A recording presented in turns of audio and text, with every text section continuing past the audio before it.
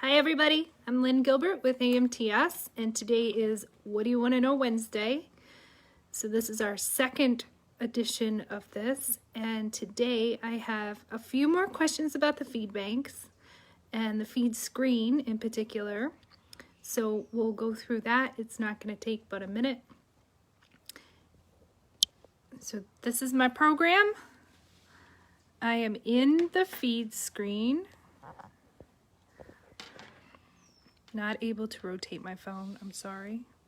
So this is the feed screen, and I have this feed. I have my feeds on the right hand side. This is my main AMTS feed bank. And let's just say that I have a feed, I have a mineral pack that I use on a whole bunch of different farms. So I'm gonna bring in MinVit, which is a blank template, and then I can edit it. Brings up the edit screen.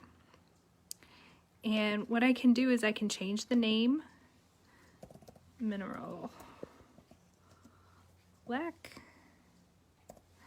And then I can go right down through the list and I can change any of the specs I want. Maybe the dry matter is 99. I'll go down through. I can change any of these if I want to. I can put in my specs for my minerals. At the bottom, if you want to put in your notes when you created it. Created 5, 13, 20. And you'll just have that kind of for reference later on. When you're all done putting in your values, you're going to click on Update Values.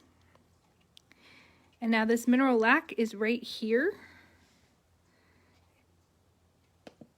in my feed screen. It has a little note. If I hover over it, it'll show me the note.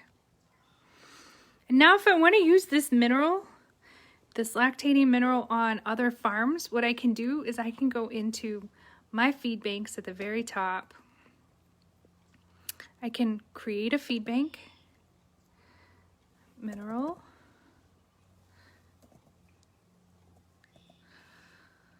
And I'll say okay.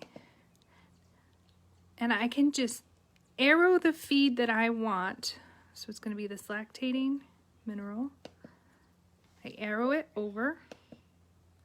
And here it is in this mineral feed bank that I just made. Now if you put a price in there, that price will follow the feed as well. So once I close that, now when I look at my feed banks, I'm going to have that mineral in there, the one that I just created. The only thing in there right now is that mineral lac, and I can use that on any farm. That makes it global. A lot of people seem to have a VTM pack or whatever, and they want to use it globally, and that's a really great way to do that. If you know all of your constituent feeds, you can make it into a mix first and then put it in that feed bank. The other question we had this week was how do you compare feeds? We have this nice tool right here in the feed screen called Feed Comparison Tool.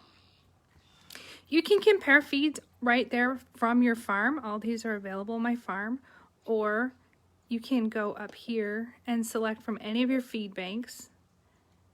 So if you go in the AMTS commercial, you could go down through and you could see all the different feeds, or maybe you just want to look at some commodities and tell the difference between some commodities. Like if I type in canola. So here's canola meal solvent. And maybe I want to say, well, what's the difference between that and soybean meal? So if I go soybean meal solvent, and I click the arrow,